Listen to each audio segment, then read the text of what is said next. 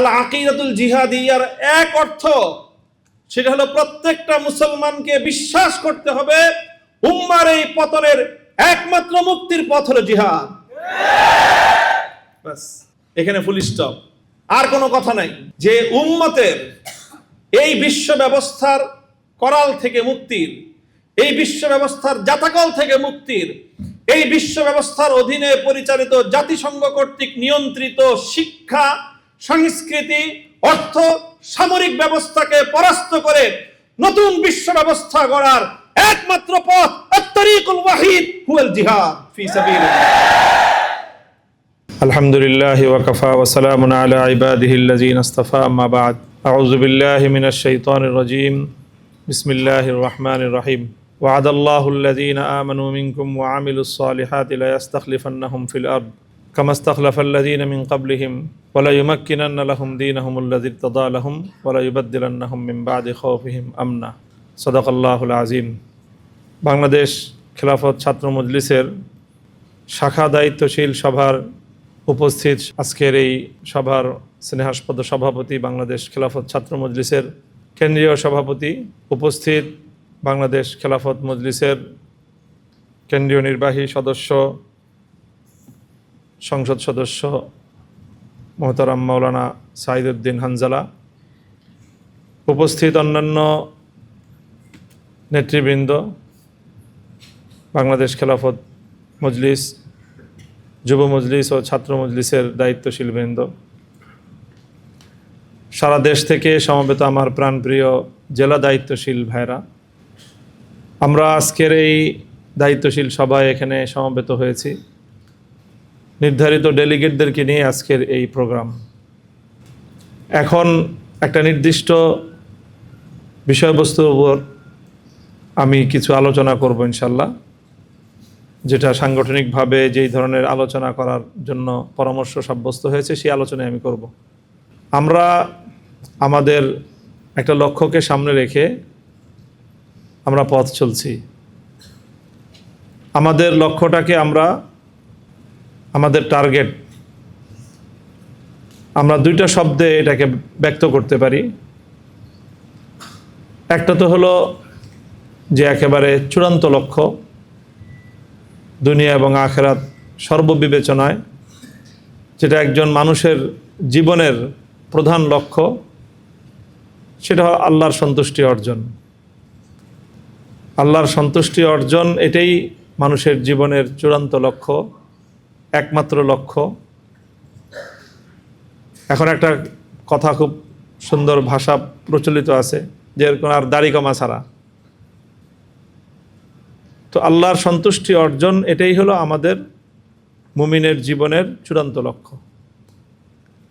আল্লাহর সন্তুষ্টি অর্জনের ক্ষেত্রে আমরা যে প্রক্রিয়া অবলম্বন করব, আমাদেরকে যেই পথ চলতে হবে, সেই পথের একটা শেষ গন্তব্য আছে, চূড়ান্ত লক্ষ্য আছে, আর সেই লক্ষ্যটাই হলো খেলাফত প্রতিষ্ঠা। অর্থাৎ আমরা আল্লাহর সন্তুষ্টি অর্জন করতে চাই খেলাফত প্রতিষ্ঠার মাধ্যমে। তো খেলাফত প্রতিষ্ঠা এটা হলো আমাদের চূড়ান্ত টার্গেট। এখন আমরা খেলাফত প্রতিষ্ঠা করব কিভাবে? খেলাফত প্রতিষ্ঠার ক্ষেত্রে আমি দুটো বিষয়ে আজ এই মুহূর্তে আলোচনা করব। প্রথম বিষয় তো হলো যে আমাকে খেলাফত ব্যবস্থা সম্পর্কে ধারণা অর্জন করতে হবে, জানতে হবে যে খেলাফত কি, খেলাফত কাকে বলা হয়। তো এই সম্পর্কে এক দুইটা কথা। খেলাফত কাকে বলা হয়? খেলাফত হলো আল্লাহ প্রদত্ত, কোরআন সুন্নাহ বর্ণিত ইসলামের যে রাজনৈতিক ব্যবস্থা, এটাকেই খেলাফত বলা হয়। ইসলাম আমাদেরকে যে রাজনৈতিক বন্দোবস্ত দিয়েছে, এটা হলো খেলাফত। খেলাফত ব্যবস্থা বর্তমানে আমাদের বিশ্ব ব্যবস্থার মধ্যে যেই রাষ্ট্র বা স্টেট, এই যে ধারণা আছে, এই ধারণার সাথে খেলাফত ব্যবস্থার কিছু মিল আছে, কিছু অমিল আছে। খেলাফত কোনো রাষ্ট্রের নাম নয়, খেলাফত কোনো রাষ্ট্রের নাম নয়। আধুনিক রাষ্ট্রবিজ্ঞানে রাষ্ট্রের যে মৌলিক উপাদানগুলো বলা হয়, রাষ্ট্রের একটা মৌলিক উপাদান আছে, যে উপাদানগুলি দিয়ে রাষ্ট্র গঠিত হয়। তার মধ্যে প্রথমেই হলো একটা ভূখণ্ড, তারপরে হলো একটা সার্বভৌম ক্ষমতা, আর এরপরে নির্দিষ্ট কিছু নাগরিক বা জনসংখ্যা। এই তিনটা জিনিস, এটা হলো একটা রাষ্ট্রের মূল বুনিয়াদ। খেলাফত ব্যবস্থায় সার্বভৌম ক্ষমতা বা এমন একটা ক্ষমতা যেটাকে চ্যালেঞ্জ করা যায় না, যেটা নিরঙ্কুশ ক্ষমতা আইন প্রণয়নের, সেটা একমাত্র আল্লাহ রাব্বুল আলামিনের। এটা ইসলামের তাওহীদের বিশ্বাসের সাথে সম্পৃক্ত। আর ভৌগোলিক সীমারেখার বিষয়ে খেলাফতের যে কনসেপ্ট, সেটা হলো যে খেলাফত মানে এক নেতৃত্ব কেন্দ্রিক বিশ্ব ব্যবস্থার নাম হলো খেলাফত। যে সারা দুনিয়ায় একটা নেতৃত্ব থাকবে, সেই নেতৃত্বটাই হবে খেলাফতের নেতৃত্ব। কাজেই প্রচলিত যে রাষ্ট্র ধারণা, সেটার সাথে খেলাফতের মূল জায়গাতেই কিছু পার্থক্য এবং কিছু বিরোধ আছে। তো আমাদেরকে প্রথমে এই ব্যবস্থাটা, এই কথাটা মাথায় রাখতে হবে। প্রচলিত যেই রাষ্ট্র ব্যবস্থা বা প্রচলিত যে রাজনৈতিক দর্শনগুলো, তার সাথে আদর্শগতভাবে খেলাফত ব্যবস্থার প্রধান পার্থক্য হলো সার্বভৌম ক্ষমতার যে কনসেপ্ট, যে সভরেন পাওয়ার অফ সভরেনিটি যেটাকে বলা হয়, সেই পাওয়ার অফ সভরেনিটির ইসলামের সাথে অন্য সব মতাদর্শের মৌলিক পার্থক্যটা হলো এই জায়গায়। ইসলাম চূড়ান্তভাবে সার্বভৌম ক্ষমতাকে একমাত্র আল্লাহ পাক রব্বুল আলামিনের জন্য নির্ধারিত বলে বিশ্বাস করে, এবং এটা হলো ইসলামের আকিদাতুত তাওহীদ, যে তাওহীদের বিশ্বাসের সাথে এই বিশ্বাসটা ওতপ্রোতভাবে জড়িত। এই দুই তিনটা কথা আমি বললাম খেলাফতের কনসেপ্ট বিষয়ে। এখানে আরেকটা কথা আসে যে শরিয়া ব্যবস্থা। শরিয়া ব্যবস্থাটা হলো যে খেলাফতের যে ইমপ্লিমেন্টেশন, খেলাফত যে প্রয়োগ হবে, সেই খেলাফত প্রয়োগের পদ্ধতিটাই হলো শরিয়া। খেলাফত ব্যবস্থা প্রতিষ্ঠার ক্ষেত্রে বর্তমানে প্রধান যে অন্তরায়, আমাদেরকে সেই অন্তরায়টা সম্পর্কে অনুধাবন করতে হবে। তাহলে সেই ক্ষেত্রে আমরা আমাদের খেলাফত প্রতিষ্ঠার যে কাঙ্ক্ষিত লক্ষ্য, আমাদের যে গন্তব্য, সেই গন্তব্যে যাওয়ার ক্ষেত্রে চ্যালেঞ্জেসগুলো কি কি, প্রতিবন্ধকতাগুলো কি কি, সেটা সম্পর্কে আমাদের সুস্পষ্ট ধারণা হবে যে আমরা কোথায় আছি আর আমাদেরকে কোথায় যেতে হবে, এই যাওয়ার পথটা কেমন, কতটা মসৃণ আর কতটা বন্ধুর। খেলাফত প্রতিষ্ঠার পথে বর্তমানে সবচেয়ে বড় বাধা বা অন্তরায় হলো বর্তমান চলমান বিশ্ব ব্যবস্থা, যে ওয়ার্ল্ড অর্ডার। এখন পৃথিবীতে যে ওয়ার্ল্ড অর্ডারটা চলতেছে, নিউ ওয়ার্ল্ড অর্ডার, এটাকে আমরা একটা ইহুদিবাদী বিশ্ব ব্যবস্থা বলতে পারি, কোনো যদি কিন্তু ছাড়া। অর্থাৎ কোনো দ্বিধা সংশয় নাই যে বর্তমানে আমরা যে পৃথিবীতে বসবাস করছি, সেই গোটা পৃথিবীটা একটা ব্যবস্থার আন্ডারে চলতেছে। সেই ব্যবস্থাটা কি ব্যবস্থা? ইহুদি ব্যবস্থা। আমরা অনেক সময় ইহুদিদেরকে তুচ্ছ-তাচ্ছিল্য করি, স্লোগান দেই যে সারা পৃথিবীতে 150 কোটি, এখন তো 250 কোটি মুসলমান, আর ইহুদি হলো কয়েক লক্ষ মাত্র ইহুদি দুনিয়াতে। মুসলমানরা পেশাব করলেই তো এই ইহুদিরা ভেসে যাওয়ার কথা। এগুলো হলো স্লোগান, এগুলো কথার কথা, কিন্তু বাস্তবতা হলো এর চেয়ে অনেক নির্মম। সেই বাস্তবতাটা হলো এই যে আজকে যে বিশ্ব ব্যবস্থার অধীনে দুনিয়ার 700 কোটি মানুষ জীবনযাপন করতেছে, দুনিয়ার 100-র বেশি রাষ্ট্র পরিচালিত হচ্ছে, 55টা মুসলিম রাষ্ট্র পরিচালিত হচ্ছে একটা সেন্ট্রাল গ্লোবাল একটা সিস্টেমের আন্ডারে, একটা সারা বিশ্ব ব্যবস্থার আন্ডারে। সেই বিশ্ব ব্যবস্থাটাকে নিউ ওয়ার্ল্ড অর্ডার বলা হয়, নতুন বিশ্ব ব্যবস্থা বলা হয়। এইটাকেই অন্য ভাষায় বলতে গেলে আক্ষরিক অর্থেই বলা যায় ইহুদি ব্যবস্থা। বর্তমান পৃথিবীটা একটা ইহুদি বিশ্ব ব্যবস্থার আন্ডারেই পরিচালিত হচ্ছে। এখন অনেকেই হয়তো তাদের চোখ বলে চড়ক গাছে ওঠা, যেটা বলে কি যে আমরা সারা দুনিয়াটাই ইহুদি বিশ্ব ব্যবস্থার অধীনেই পরিচালিত হচ্ছে। যদিও আদমশুমারির জনসংখ্যায় ইহুদি খুব সংখ্যায় অল্প, কিন্তু আসলে ব্যাপারটা শুধু এতটুক না। ইহুদিদের 3টা ভার্সন আছে। কয়টা ভার্সন? 3টা ভার্সন। এই ইহুদি ভার্সনগুলো সম্পর্কে আমাদের যতক্ষণ পর্যন্ত কনসেপ্ট ক্লিয়ার না হবে, ততক্ষণ পর্যন্ত আমরা আমাদের চলমান বিশ্বের ব্যবস্থা সম্পর্কে আমাদের ধারণা পরিষ্কার হবে না, এবং আমরা কোথায় আছি এবং আমাদের প্রতিপক্ষ কারা সেই ব্যাপারেও আমাদের ধারণা পরিষ্কার হবে না। আমাকে যত জটিল রোগী আমি হই না কেন, এটা কোনো সমাধান না যে আমি রোগী হয়ে নিজেকে সুস্থ ভাবলাম, সুস্থ মনে করলাম, এটা কিন্তু কোনো সমাধান না। সমাধান হলো প্রথম আমাকে বুঝতে হবে যে হ্যাঁ, আমার শরীরে জটিল রোগ আছে। এটা সান্ত্বনা দিয়ে রোগ ভালো হয় না। শরীরে যদি ক্যান্সার বাসা বাঁধে, শুনলে খুব খারাপ লাগবে, হতাশা লাগবে, কিন্তু সুস্থ হতে হলে তো প্রথমে জানতে হবে যে হ্যাঁ, ক্যান্সার হয়েছে। তারপরে ক্যান্সারের ট্রিটমেন্ট করতে হবে, এবং ক্যান্সারেরও ট্রিটমেন্ট দুনিয়াতে আছে। কাজেই আমাকে বর্তমানে আমি যেই পরিস্থিতিতে আছি সেই পরিস্থিতিটা আমাকে বুঝতে হবে। এই পরিস্থিতিটা বুঝতে হলে আমাকে বিশ্ব ব্যবস্থাটা সম্পর্কে জানতে হবে। আর বিশ্ব ব্যবস্থার অপর নামই, যেই বিশ্ব ব্যবস্থায় আমরা বর্তমানে চলছি, সেটা নিউ ওয়ার্ল্ড অর্ডার বলা হয়। আর নিউ ওয়ার্ল্ড অর্ডারেরই অপর নাম হলো ইহুদি world order, juice world order. একটা ইহুদি বিশ্ব ব্যবস্থার অধীনে আমরা থাকতেছি। প্রশ্ন ছিল ইহুদি বিশ্ব ব্যবস্থা কিভাবে হলো? সেই প্রশ্নের জবাবে আমি কি বললাম? ইহুদিদের 3টা ভার্সন আছে। ইহুদিদের এই 3টা ভার্সন যে বুঝবে সেই সহজেই ক্যাচ করতে পারবে যে বর্তমানে আমরা কিভাবে বিশ্ব ব্যবস্থার অধীনে আছি।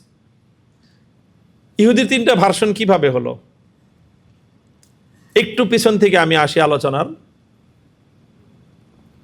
আলোচনাটা হলো পৃথিবীতে 600 খ্রিস্টাব্দে ইসলামের আগমন হয়। রাসূল সাল্লাল্লাহু আলাইহি ওয়াসাল্লাম তিনি 6ষ্ঠ শতাব্দী, ঈসাই 6ষ্ঠ শতাব্দীতে আল্লাহ রাসূল সাল্লাল্লাহু আলাইহি ওয়াসাল্লাম আবির্ভাব হয়, এবং নবীজির আগমনের নবীজির এই মদিনা হিজরতের 30 বছরের মধ্যেই বিশ্ব নেতৃত্ব মুসলমানদের হাতে চলে আসে। 30 বছর না, আরো কম সময়ের মধ্যে রাসূল সাল্লাল্লাহু আলাইহি ওয়াসাল্লাম ইন্তেকাল করেন 10ম হিজরিতে। আবু বকর সিদ্দিক রাদিয়াল্লাহু তাআলা 2 বছর, ওমর রাদিয়াল্লাহু তাআলা আনহু 10 বছর, বাস।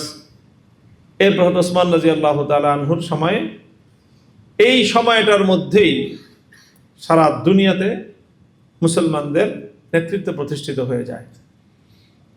এরপরে শত শত বছর পর্যন্ত বিশ্বটা মুসলমানদের নেতৃত্বেই পরিচালিত হয়।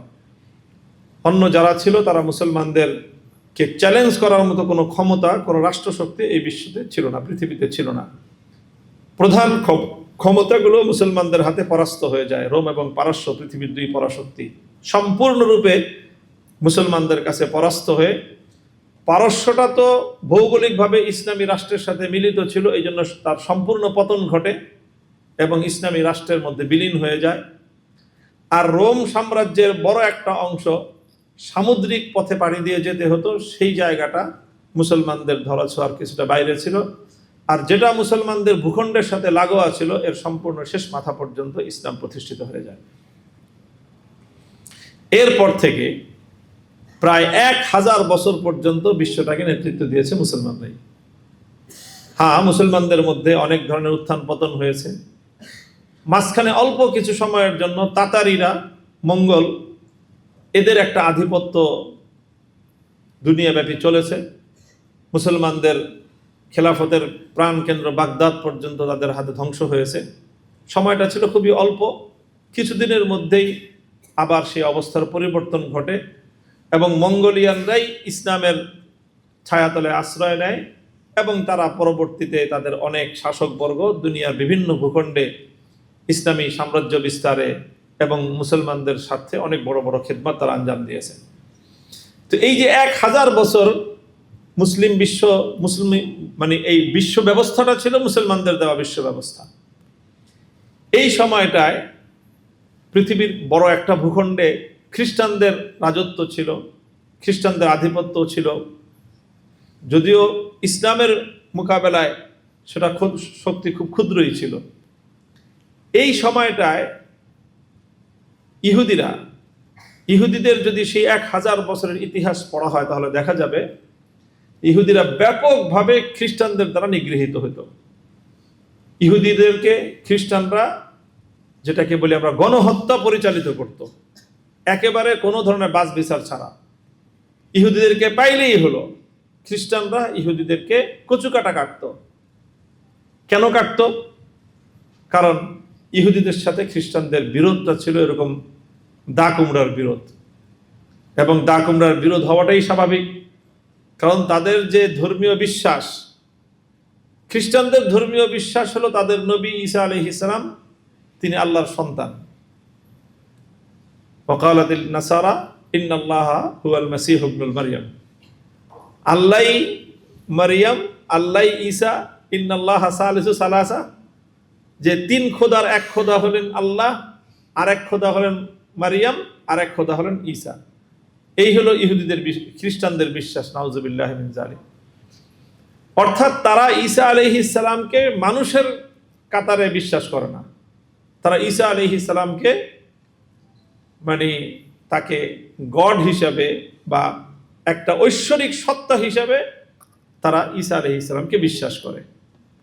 তাহলে অর্থাৎ তাদের নবী সম্পর্কে, তাদের ধর্মগুরু সম্পর্কে, তাদের প্রধান ব্যক্তি সম্পর্কে তাদের বিশ্বাসটা কত উঁচু পর্যায়ের, যে সেটা বাস্তবতারও বহু ঊর্ধ্বে।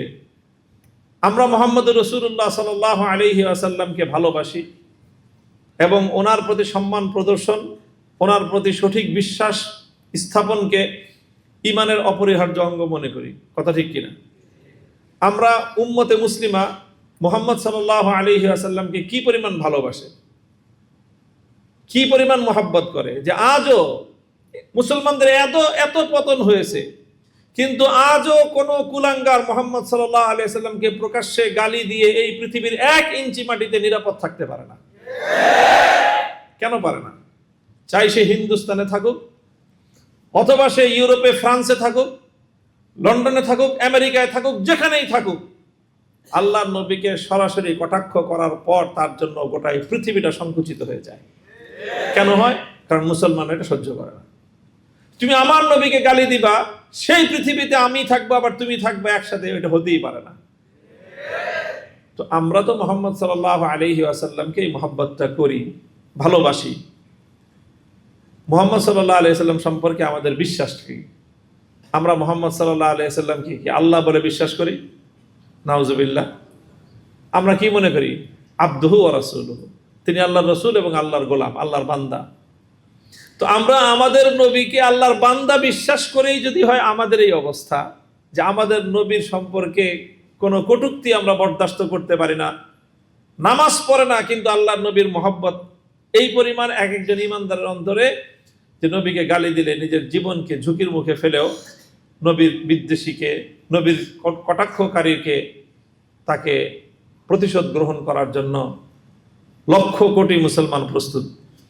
তো সেখানে খ্রিস্টানরা তাদের নবীকে তো শুধু নবী না, তারা তাদের নবীকে আল্লাহর বান্দা না, বরং আল্লাহর অংশ এবং আল্লাহর সত্তা হিসেবে বিশ্বাস করে। তাহলে তাদের নবীর ব্যাপারে, ঈসা আলাইহিস সালামের ব্যাপারে, হযরত মারিয়ামের ব্যাপারে তাদের ভক্তি এবং বিশ্বাসের মাত্রাটা কত ঊর্ধ্বে। যদিও এটা ভুল, সম্পূর্ণ ভ্রান্ত চিন্তা, শিরকি চিন্তা, কিন্তু চিন্তাটা তো তাদের এমনই। আর এই ঈসা আলাইহিস সালাম এবং মারিয়াম আলাইহিস সালামের ব্যাপারে ইহুদিদের বিশ্বাসটা কি? নাউজুবিল্লাহ মিন যালিক। ইহুদিদের জঘন্য বিশ্বাস, এটা মুখে আনার মতো না। তারা হযরত মারিয়াম আলাইহিস সালামের উপরে কি অপবাদ দেয়?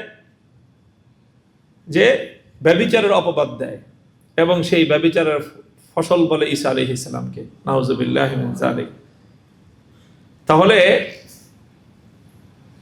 আমাদের নবী সাল্লাল্লাহু আলাইহি ওয়াসাল্লাম সম্পর্কে এই ধরনের ধারণার 100 ভাগের 1 ভাগ যদি কেউ কটূক্তি করে, তাহলে তো আমরা ওর জিভ টেনে ছেড়ে ফেলে দিই। তাহলে খ্রিস্টানদের নবী সম্পর্কে ইহুদিদের বিশ্বাস হলো নাউজুবিল্লাহ যে তিনি ওয়ালাদুজ্জিনা। তাহলে কত ভয়ঙ্কর বিষয় ইহুদি এবং খ্রিস্টানদের বিরোধটা। হ্যাঁ, পৃথিবীতে এই কোন ধর্মীয় বিরোধ, ইহুদি এবং খ্রিস্টানদের মধ্যে বিশ্বাসগত যেই বিরোধ, এত ভয়ঙ্কর বিরোধ পৃথিবীর আর কোন দুই ধর্মের মধ্যে নাই। আর কোন দুই ধর্মের মধ্যে এইরকম মারাত্মক এত ভয়ঙ্কর বিরোধ নাই যে একদিকে এক ধর্মের বিশ্বাসীরা একজনকে আল্লাহ হিসেবে বিশ্বাস করতেছে, গড হিসেবে বিশ্বাস করতেছে, খোদা হিসেবে বিশ্বাস করতেছে, অপর দিকে আরেক দল মানুষ তাদের সম্পর্কে এই নিকৃষ্টতম বিশ্বাস তারা স্থাপন করতেছে। তো তাদের মধ্যে খুনাখুনি হবে না, তো তা কাদের মধ্যে হবে? তো স্বাভাবিকভাবে এই জন্য খ্রিস্টানরা ইহুদিদেরকে দেখলে তাদেরকে হত্যা করাটাকে তাদের জীবনের সবচেয়ে বড় পুণ্যের কাজ মনে করত। এবং এইটা একদিন দুই দিন না, 1000 বছরের ইতিহাস খ্রিস্টানদের ইতিহাস। তো এইভাবেই এই 1000 বছরের ইতিহাস তালাশ করলে দেখা যাবে যে পৃথিবীতে ইহুদিরা কিভাবে ছিল। পৃথিবীতে ইহুদিরা মুসলমানদের প্রোটেকশনে থাকতো, অর্থাৎ মুসলমানদের আশ্রয়ে থাকতো। কারণ মুসলমানরা ধর্মীয় নিরাপত্তা দেওয়া, জাতি ধর্ম বর্ণ নির্বিশেষে সকলের যে নাগরিক অধিকার, ধর্মীয় স্বাধীনতা, ধর্মীয় আচার অনুষ্ঠানের যে স্বাধীনতা, ধর্মীয় বিশ্বাসের স্বাধীনতা, এগুলো তো ইসলামের মূল দর্শনের মধ্যেই আছে। কাজেই মুসলিম সালতানাতের মধ্যে, ইসলামী খেলাফতের শাসন আমলে ইহুদিদেরকে মুসলমানরা প্রোটেকশন দিয়ে রাখতো খ্রিস্টানদের হাত থেকে বাঁচার জন্য। এই ছিল 1000 বছরের প্রায় আনুমানিক ইতিহাস। ইহুদিরা সেই সময়টায়, সেই শুরু থেকেই তারা 2টা প্রকল্প শুরু করেছিল। একটা প্রকল্প হলো যে তারা খ্রিস্টানদের মধ্যে তারা তাদের ছদ্ম পরিচয়ে, তাদের মুখোশের আড়ালে অনুপ্রবেশ করা, অর্থাৎ খ্রিস্টানদের মধ্যে ইহুদি বিশ্বাসের, ইহুদি ধর্মের একটা গোপন একটা মিশন পরিচালনা করাটা, এটা ছিল ইহুদিদের একটা দীর্ঘ মেয়াদী তাদের একটা মিশন।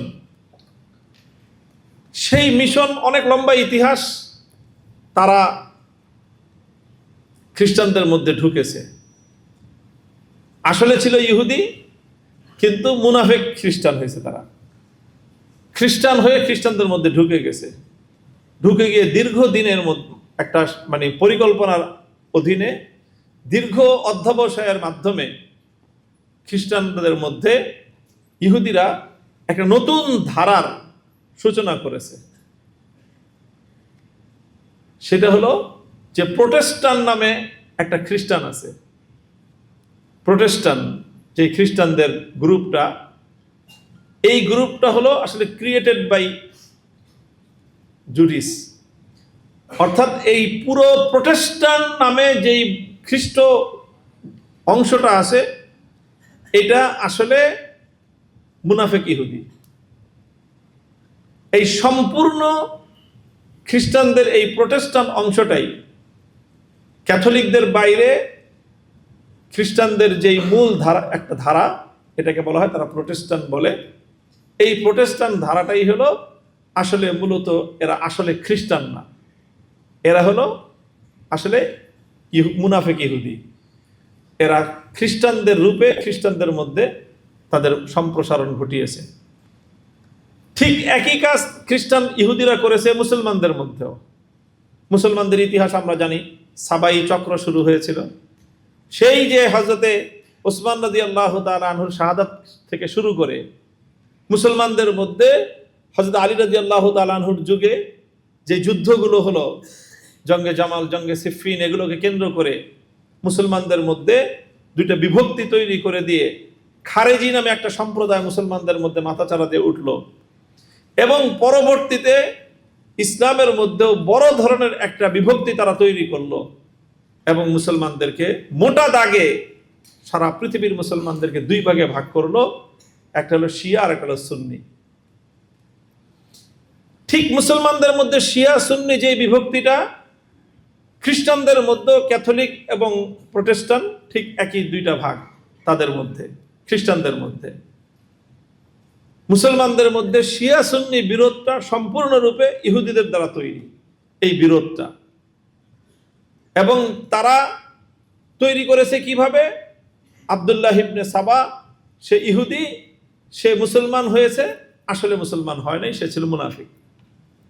মুনাফিক হয়ে সে মুসলমান সেজেছে, এবং শুধু সে একা নয়, তার নেতৃত্বে অনেক বড় একটা ইহুদিদের, তারা বুদ্ধিজীবী ইহুদিদের দল, সুশিক্ষিত মানে শিক্ষিত উচ্চ শিক্ষিত ইহুদিদের দল, তারা ইসলামের ধর্ম পরিচয় ধারণ করেছে।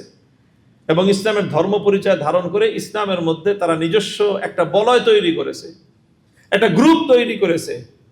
এবং সেই গ্রুপ তারা সুকৌশলে সাহাবীদের মধ্যে কারো কারো নামের প্রতি তাদের বিশ্বাসকে তারা হাইলাইট করেছে। এর মধ্যে সবচেয়ে সেনসিটিভ যে ইস্যুটাকে তারা নিজেদের ঢাল হিসেবে ব্যবহার করেছে, সেটা হলো আহলে বাইতের প্রতি মহব্বত, ভালোবাসা। আল্লাহ রাসূল সাল্লাল্লাহু আলাইহি ওয়াসাল্লামের পরিবারের প্রতি ভালোবাসার এই নামের এবং এই স্লোগানের অন্তরালে তারা মুসলমানদের মধ্যে বিশাল এক বিভক্তি তৈরি করে দিয়েছে। আজ প্রায় 1400 বছর পরেও মুসলমানরা সেই বিভক্তির হাত থেকে রক্ষা পায় নাই, এবং এখনো মোটা দাগে মুসলমানরা দুই ভাগে বিভক্ত। সেটা হলো কি? শিয়া সুন্নি। মুসলমানদের মধ্যে আর যত বিরোধ আছে, কোন বিরোধী এত জটিল বিরোধ না, শিয়া সুন্নি বিরোধ তো যত বিরোধ। আমরা বাংলাদেশে থাকি, আমরা মনে করি শিয়া কয়টা আছে? শিয়া আমাদের কাছে খুব ছোট্ট সম্প্রদায় মনে হয় না? এত ছোট না। সারা দুনিয়ার মুসলমানদের পরিসংখ্যান দেখলে মিডল ইস্টে, ইরাকে, ইরানে শিয়া সংখ্যাগরিষ্ঠ। খোদ সৌদি আরবে শিয়াদের বিশাল, প্রায় তোমার 30% হলো সৌদি আরবের শিয়া। যাই হোক, মূল কথাটা হলো যে ইসলামের মধ্যে যেরকম তারা দুইটা ধারা তৈরি করেছে, খ্রিস্টানদের মধ্যে ইহুদিরা কয়টা ধারা তৈরি করেছে? দুইটা ধারা তৈরি করেছে। একটা ধারা হলো আসলে মূলত তারা খ্রিস্টান না, মূলত তারা ইহুদি। হ্যাঁ, ইহুদিরা, তারা যে ইহুদি এটা হয়তো তাদের মানে সাধারণ অনুসারীরা অনেকে বুঝতে পারে না যে আসলে তারা ইহুদি, কিন্তু তাদের মূল বিশ্বাসের মধ্যে এমন পরিবর্তন এনেছে যে ওই খ্রিস্টানরাই এখন ইহুদিদের এজেন্টে পরিণত হয়েছে, এবং ইহুদিদের তারা এজেন্ডা বাস্তবায়ন করে, এবং ইহুদিদেরই তারা দুনিয়াতে লাঠিয়াল হিসেবে তারা ব্যবহৃত হয়। এবং বর্তমানে দুনিয়া যে খ্রিস্ট জগৎ, এই খ্রিস্ট জগতের মধ্যে প্রধান ধারাই হলো সেই ইহুদি ধারা, যেটা প্রোটেস্টান্টরাই হলো বর্তমান খ্রিস্টানদের বিশ্বকে নেতৃত্ব দেয়। গোটা ইউরোপ, আমেরিকা, ওখানে খ্রিস্টানরা আছে, কিন্তু ক্যাথলিক খ্রিস্টানরা সেখানে সকল নেতৃত্বের জায়গা থেকে উৎখাত হয়ে গেছে। এবং গোটা খ্রিস্ট জগৎ নিয়ন্ত্রণ করে কারা পরিচালনা করে? এই প্রোটেস্টান্টরা। আর প্রোটেস্টান্ট খ্রিস্টান বলতেই এটা হলো আসলে ইহুদি ভার্সন। একটা হলো যারা নাকি মানে একেবারে স্বঘোষিত ইহুদি, এইটা হলো কয়েক লক্ষ। আর আরেকটা হলো ইহুদিদের খ্রিস্ট ভার্সন, এটাও ইহুদি, কিন্তু এদের পরিচয়টা হলো, নামটা হলো কি? খ্রিস্টান। ঠিক তদ্রূপ ইহুদিদের আরেকটা ভার্সন আছে, এরা হলো মুসলিম ভার্সন ইহুদিদের।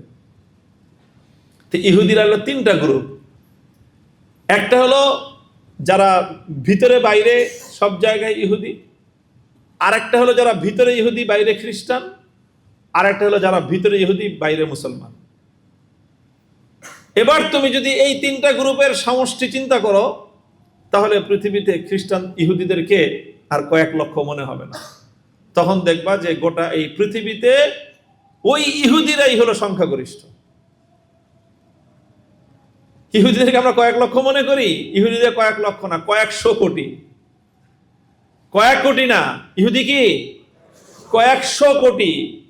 মুসলমান যদি থাকে 200 কোটি, তাহলে মুসলমান হলো সব মিলায় 200 কোটি, ইহুদি হবে 250 কোটি। বলবা ইহুদি 250 কোটি কেমনে? 2.5 কোটি হলো যারা নামে ইহুদি, আর বাকিরা কেউ নামে খ্রিস্টান, নামে মুসলমান, অরিজিনাল ইহুদি।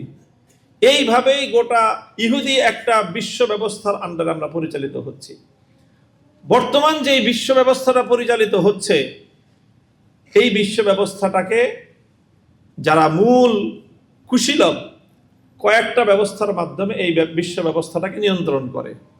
এবং আমরা যে মুসলিম দেশগুলো আছি, আমরা সেই মুসলিম দেশগুলো সম্পূর্ণরূপে ইহুদি বিশ্ব ব্যবস্থার এক একটা অঙ্গ প্রতিষ্ঠান হিসেবে এটা ফাংশন করতেছে। কিভাবে বিশ্ব ব্যবস্থাটা পরিচালিত হয়? মৌলিকভাবে চারটা প্রতিষ্ঠানের মাধ্যমে এবং 4টা সেক্টরের মাধ্যমে বর্তমান ইহুদি বিশ্ব ব্যবস্থা সারা দুনিয়ার প্রত্যেকটা ভূখণ্ডকে, প্রত্যেকটা রাষ্ট্রকে নিয়ন্ত্রণ করে। কয়টা প্রতিষ্ঠানের মাধ্যমে? 4টা প্রতিষ্ঠানের মাধ্যমে। এর মধ্যে কিছু আছে যেগুলো খুব ধীরে সুস্থে এবং খুবই স্লোলি যেগুলো ইফেক্ট করে, আর কিছু আছে যেগুলো ডিরেক্টলি ইফেক্ট করে। অর্থাৎ কিছু আছে যেগুলো পরোক্ষভাবে নিয়ে কাজ করে, আর কিছু আছে যেটা একেবারে প্রত্যক্ষভাবে কাজ করে। পরোক্ষভাবে কাজ করে তাদের 2টা শাখা। 1 নম্বর শাখা হলো শিক্ষা ব্যবস্থা। 4টা ব্যবস্থার মাধ্যমে বর্তমান বিশ্ব ব্যবস্থাকে তারা নিয়ন্ত্রণ করে। কারা? ইহুদি বলো, বিশ্ব ব্যবস্থা বলো, ওয়ার্ল্ড অর্ডার বলো, 4টা ব্যবস্থার মাধ্যমে। তার মধ্যে সবচেয়ে বুনিয়াদী ব্যবস্থা কি? শিক্ষা ব্যবস্থা। সারা দুনিয়ার শিক্ষা ব্যবস্থা সেই বিশ্ব ব্যবস্থার অধীনে, তাদের দ্বারা নিয়ন্ত্রিত এবং তাদের দ্বারা প্রবর্তিত এবং তাদের মাধ্যমে বাস্তবায়িত শিক্ষা ব্যবস্থা 1 নম্বর। এই শিক্ষা ব্যবস্থার মাধ্যমে প্রতিটি মানুষকে তার জানায় বা অজানায়, তার অবচেতনে অথবা তার চেতনে, তাকে একজন সাচ্চা বিশ্ব ব্যবস্থার গোলাম অর্থাৎ ইহুদিবাদের গোলামে পরিণত করে। তুমি দেখতেছো অনেক বড় তোমার দেশের কর্মকর্তা, তুমি দেখতেছো সে তোমার দেশের অনেক বড় একজন ব্যক্তি, অনেক প্রভাবশালী ব্যক্তি, এবং অনেক সময় সে ইসরায়েলের বিরুদ্ধে অনেক বড় বড় কথা বলতেছে, কিন্তু আদতে সে জানেও না যে সে একজন বিশ্ব ব্যবস্থার একজন কৃতদাস এবং ইহুদি ব্যবস্থার একেবারেই আক্ষরিক অর্থেই সে সেবাদাস, সে আর কিছুই না। এই শিক্ষা ব্যবস্থার মাধ্যমেই সারা দুনিয়াকে প্রধানত তারা তাদের মতাদর্শের ভিত্তিতে পরিচালিত করছে। প্রথম হলো কি? শিক্ষা ব্যবস্থা। 2 নম্বর আরেকটা এটার পাশাপাশি, সেটা হলো সারা দুনিয়ার যে শিক্ষার পরে যে জিনিসটা থাকে মানুষের চিন্তা চেতনা গঠনের করার জন্য, সেটা সাংস্কৃতিক জগৎ। এই সারা দুনিয়ার সাংস্কৃতিক জগৎটাকেও তারা নিয়ন্ত্রণ করে মিডিয়ার মাধ্যমে। এটাকে আমরা বলতে পারি 2য় ব্যবস্থাটা হলো মিডিয়া। 3য় যে ব্যবস্থার মাধ্যমে তারা গোটা বিশ্বকে নিয়ন্ত্রণ করে, সেটা হলো সারা দুনিয়ার অর্থ ব্যবস্থা। সারা দুনিয়ার অর্থ ব্যবস্থা যদি তোমরা চিন্তা করে দেখো, এগুলো আরো লম্বা আলোচনার সময়, যে সারা দুনিয়ার আর্থিক ব্যবস্থাপনা সম্পূর্ণরূপে তাদের হাতে কুক্ষিগত। তোমার বাংলাদেশের আজকে টাকার মূল্য কত জানো? আজকে তোমার বাংলাদেশের টাকার মূল্য হলো তত ডলারের বিনিময়ে তুমি যত টাকা পাও, সেটা হলো তোমার টাকার মূল্য। আজকে যদি তোমার বাংলাদেশের টাকার মূল্য 125 টাকায় $1, কালকে যদি হয়ে যায় 250 টাকায় কালকে যদি হয় 250 টাকায় $1, তাহলে আজকে তোমার টাকার যা মূল্য, কালকে তোমার টাকার মূল্য তার থেকে অর্ধেক। আবার যদি তোমার টাকার মূল্য হয়ে যায় যে তুমি 125 টাকায় $1 না, তুমি যদি 72 টাকায় $1 পাও, 62 টাকায় $1 পাও, তাহলে তোমার টাকাটা আগামীকালকে দ্বিগুণ হয়ে গেল এর মূল্য। তাহলে তোমার টাকার মূল্য কত? ডলারের বিনিময়ে তুমি যত টাকা পাবা। রিয়ালের মূল্য কত? ডলারের বিনিময়ে যতগুলি রিয়াল পাওয়া যাবে। দিনারের মূল্য কত? ডলারের এগেনিস্টে যত দিনার পাওয়া যাবে। রুপির মূল্য কত? ডলারের বিনিময়ে যত রুপি পাওয়া যাবে। তাহলে সারা দুনিয়ার সমস্ত মানুষের, সমস্ত রাষ্ট্রের সকল অর্থের মূল্য কিসের বিনিময়ে? ডলারের বিনিময়ে। ডলার কাদের? ডলারের মালিক কারা?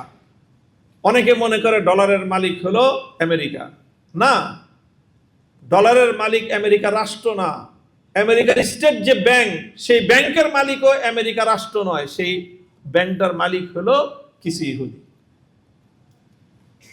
এইভাবে একটা বিশ্ব ব্যবস্থা, আগে তো শুধুমাত্র এইভাবেই তারা সারা দুনিয়ার অর্থনীতি নিয়ন্ত্রণ করত। এখন আস্তে আস্তে দুনিয়া চলে যাচ্ছে এমন একটা জায়গায় যেটাকে বলা হচ্ছে ক্যাশলেস ওয়ার্ল্ড। শুনছো কথাটা? অর্থাৎ মানুষের কাছে আর কি থাকবে না? টাকা থাকবে না। কি থাকবে? শুধু কার্ড থাকবে।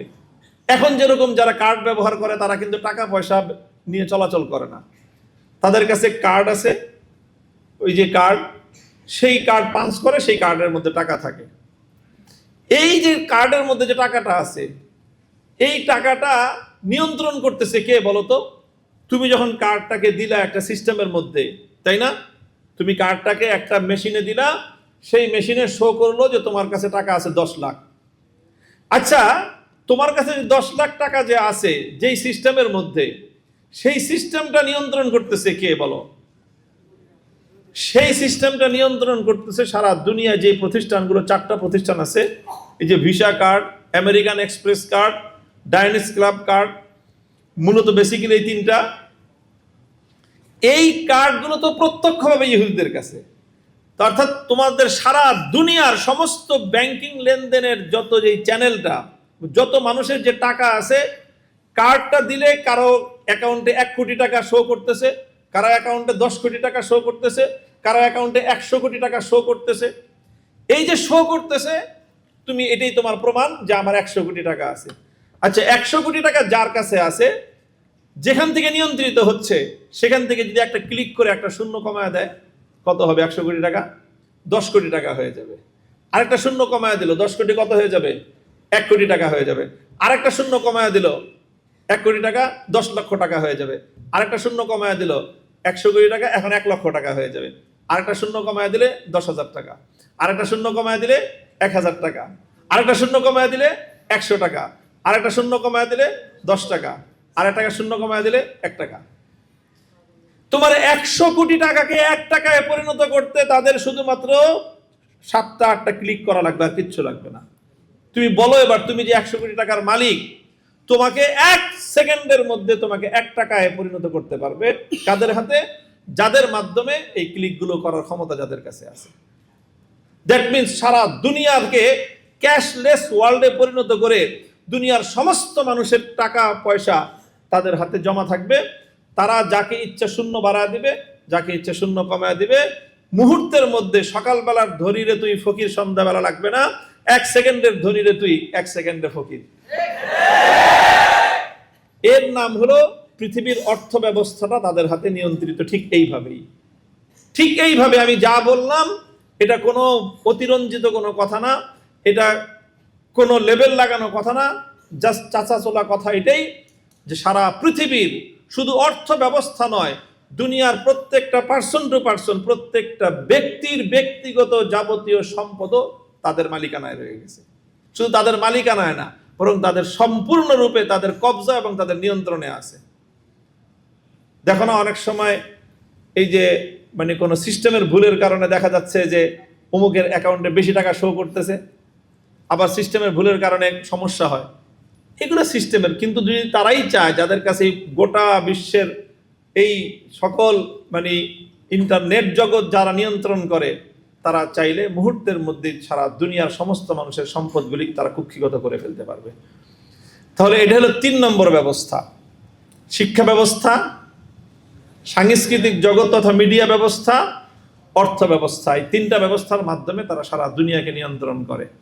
আর এই 3 ব্যবস্থাকে যদি কেউ, 3টা ব্যবস্থাকেই যদি কেউ পরাস্ত করে দেয়, যে আমরা তাদের শিক্ষা ব্যবস্থায় আমাদের লোকজন তাদের সেই ব্রেন ওয়াশটা নিল না, তাদের মিডিয়াকে তোয়াক্কা করলো না, তাদের অর্থ ব্যবস্থাকে ছুঁড়ে মারলো, তাদের অর্থ ব্যবস্থার দ্বারা নিয়ন্ত্রিত হলো না, এই 3টা ব্যবস্থা যদি কোথাও কিছুটা ব্যর্থ হতে থাকে, তখন তাদের চতুর্থ যে ব্যবস্থাটা সেটা সামরিক ব্যবস্থা।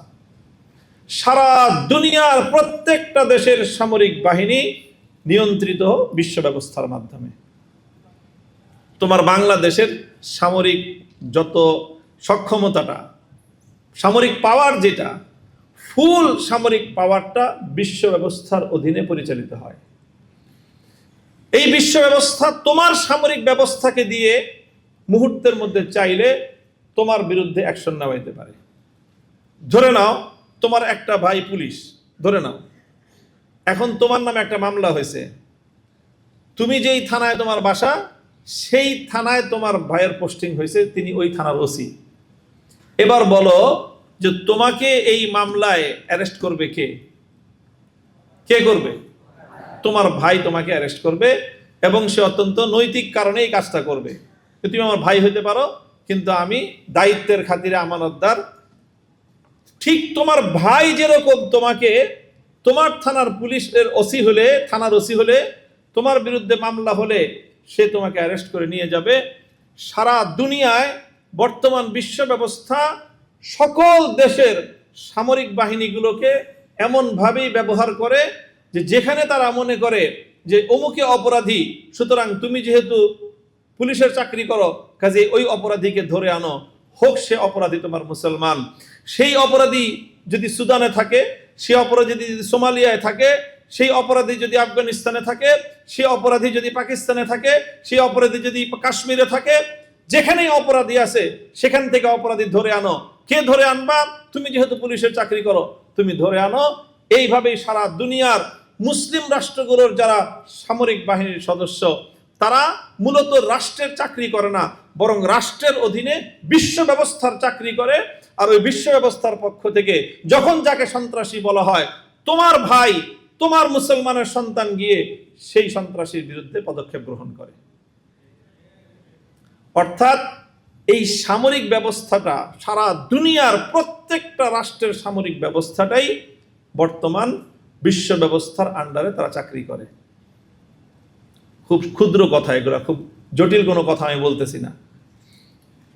আর এই সারা 4টা ব্যবস্থা, হ্যাঁ কয়টা ব্যবস্থা বললাম? এই 4টা ব্যবস্থাকে নিয়ন্ত্রণ করার জন্য বিশ্ব ব্যবস্থার, অর্থাৎ ইহুদি ব্যবস্থার একটা প্রত্যক্ষ কার্যালয় আছে। একটা কি আছে? প্রত্যক্ষ কার্যালয়, পরোক্ষ না, প্রত্যক্ষ কার্যালয় আছে। সেই কার্যালয়টার নামই হলো জাতিসংঘ। বাস এই জাতিসংঘের মাধ্যমে, এটা অফিস, এই অফিসের মাধ্যমে সারা দুনিয়ার সেনাবাহিনীগুলোকে তারা পরিচালনা করে, সারা দুনিয়ার ব্যাংকগুলোকে তারা পরিচালনা করে, সারা দুনিয়ার শিক্ষা মন্ত্রণালয়গুলি তারা পরিচালনা করে, সারা দুনিয়ার তথ্য মন্ত্রণালয়, মিডিয়া জগৎকে তারা পরিচালনা করে। এই 4 ব্যবস্থার মাধ্যমে সারা দুনিয়া তাদের মুষ্টির মধ্যখানে। তাহলে তোমাকে বুঝতে হবে যে তুমি এখন কোথায় আছো আর তোমার প্রতিপক্ষকে। আমার কথা শেষ। আমার আজকের আলোচনার মূল কথাটা হলো নিজেদের বাস্তবতাটাকে অনুধাবন করা, যে আমরা কোথায় আছি। ফাসাউফা তারা ঈশান ইজান কাশাফাল গুবারু আফারাসুন তাহতা রিজলিকা আম হিমারু।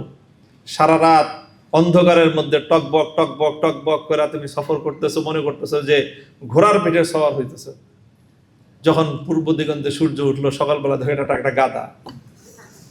তো এটাকে তুমি, গাধা তো গাধাই, গাধা কোনোদিন ঘোড়া না। তুমি ঘোড়ার উপরে নয়, বরং তুমি গাধার উপরে আরোহণ করে আসো। এই বাস্তবতাটা যদি তুমি যতটা তাড়াতাড়ি উপলব্ধি করতে পারবা, তুমি তখন এই বিশ্ব ব্যবস্থার ভিতর থেকে বাইরে বের হওয়ার জন্য তোমার কি কৌশল হতে পারে সেটা তুমি অ্যাপ্লাই করতে পারবা। তাহলে বলবা মুক্তির পথ কি? মুক্তির পথ হলো বিশ্ব ব্যবস্থার এই 4 প্রতিষ্ঠানকে যদি তুমি পরাস্ত করার মতো কোনো সৎ সাহস, কোনো হিম্মত, কোনো বাস্তবসম্মত পরিকল্পনা তোমার কাছে যদি থাকে, তাহলে সেই পরিকল্পনা তুমি যতটুকু বাস্তবায়ন করতে পারবা, খেলাফত প্রতিষ্ঠার পথে তুমি ততটুকু অগ্রসর হতে পারবা। এই বিশ্ব ব্যবস্থা, এই ওয়ার্ল্ড অর্ডার, এই ইহুদি বিশ্বকে পরাস্ত করে আবার নতুন আরেকটা বিশ্ব ব্যবস্থা প্রতিষ্ঠিত হবে। সেই বিশ্ব ব্যবস্থার নামই হলো খেলাফত ব্যবস্থা। মধ্যখানে অন্য কোনো ব্যবস্থা আসবে না। আর কেউ এই ইহুদি বিশ্ব ব্যবস্থাকে পতন ঘটাতে পারবে না। পতন ঘটানো তো দূরের কথা, এই বিশ্ব ব্যবস্থাকে চ্যালেঞ্জ করার মতো পৃথিবীতে খেলাফত ব্যবস্থা ছাড়া বিকল্প কোনো শক্তি নাই। এবং সেই খেলাফত ব্যবস্থাই সারা দুনিয়া থেকে ইহুদি বিশ্ব ব্যবস্থাকে বিতাড়িত করে দুনিয়াকে আবার খেলাফা উপহার দিবে। কিভাবে দিবে? কিভাবে দিবে? শুধু একটা চিন্তাকে নিজেদের মাথার মধ্যে প্রবিষ্ট করতে হবে। সেই চিন্তাটা খুব সেনসিটিভ কথা, সেটা হলো নিজেদের আকীদাকে সংশোধন করতে হবে। কি সংশোধন করতে হবে? আকীদা বললেই তো কিছু মানুষ মনে করে যে সালাফিরা যে আকীদা শিখায়, তাওহীদের আকীদা।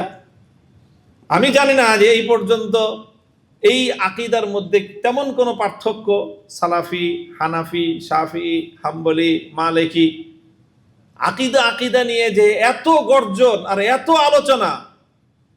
কি আলোচনা!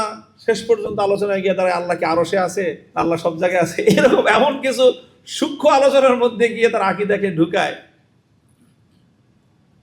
এইরকম আকীদার সংশোধন নয়। একটা আকীদার সংশোধন হইতে হবে, এবং সেটা উম্মার আকীদার সংশোধন হইতে হবে। এটা সালাফিদেরও সংশোধন হইতে হবে, হানাফিদেরও সংশোধন হওয়া লাগবে, সুন্নিদেরও এই আকীদার সংশোধন হওয়া লাগবে, দেওবন্দীদেরও এই আকীদার সংশোধন হওয়া লাগবে, আহলে হাদিসদেরও এই আকীদার সংশোধন হওয়া লাগবে। গোটা দুনিয়ার সকলের এই আকীদার সংশোধন না হওয়া পর্যন্ত মুসলমানদের মুক্তির পথ তারা খুঁজেই পাবে না। সেই আকীদাটা হলো মুসলমানদেরকে একটা আকীদা ধারণ করতে হবে। সেই আকীদাটার নাম হলো আল আকীদাতুল জিহাদিয়া। আল আকীদাতুল জিহাদিয়া মানে কি? জিহাদে ঝাঁপায়া পড়া, একটা অস্ত্র নিয়ে আরেকজনের গায়ে যে তাক করা, কয়েকটা বোম মারা? না, এগুলো না। আল আকীদাতুল জিহাদিয়ার এক অর্থ, সেটা হলো প্রত্যেকটা মুসলমানকে বিশ্বাস করতে হবে উম্মার এই পতনের একমাত্র মুক্তির পথ হলো জিহাদ। বাস, এখানে ফুল স্টপ, আর কোনো কথা নাই। যে উম্মতের এই বিশ্ব ব্যবস্থার করাল থেকে মুক্তির, এই বিশ্ব ব্যবস্থার জাতাকল থেকে মুক্তির, এই বিশ্ব ব্যবস্থার অধীনে পরিচালিত জাতিসংঘ কর্তৃক নিয়ন্ত্রিত শিক্ষা, সংস্কৃতি, অর্থ, সামরিক ব্যবস্থাকে পরাস্ত করে নতুন বিশ্ব ব্যবস্থা গড়ার একমাত্র পথ আত-তারিকুল ওয়াহিদ হুয়াল জিহাদ ফি সাবিলিল্লাহ। বাস, এই আকীদা এবং এই বিশ্বাসকে ধারণ করতে হবে। তারপরে তার কর্মকৌশল কি হবে, দুনিয়ার ওলামায়ে উম্মত সেটা ঠিক করবেন। কোথায়, কোন দেশে, কোন পরিবেশে, কোন পরিস্থিতিতে জিহাদের কোন ধাপ বাস্তবায়িত হবে। আমরা মনে করি আল্লাহ রাসূল সাল্লাল্লাহু আলাইহি ওয়াসাল্লাম শুধু মদিনায় গিয়ে জিহাদ করেছেন, না। আল্লাহ নবী মক্কি জিন্দেগিতে 13 বছর জিহাদের প্রথম ধাপ অতিক্রম করেছেন। মদিনায় গিয়ে জিহাদের দ্বিতীয় ধাপ শুরু হয়েছে। জিহাদের 4টা ধাপ রয়েছে। সেই 4 ধাপের প্রথম ধাপ হলো আল্লাহ নবী 13 বছর মক্কায় অ্যাপ্লাই করেছেন। মদিনায় গিয়ে প্রথমে দ্বিতীয় ধাপ, তারপরে তৃতীয় ধাপ, একেবারে নবম অষ্টম হিজরিতে গিয়ে চতুর্থ ধাপ। এর আগ পর্যন্ত চতুর্থ ধাপে যান নাই। যাই হোক, এটা বিস্তারিত আলোচনার প্রয়োজন নাই। প্রথম কথাটা হলো এই হলো আমাদের বর্তমান বাস্তবতা, এই হলো দুনিয়া।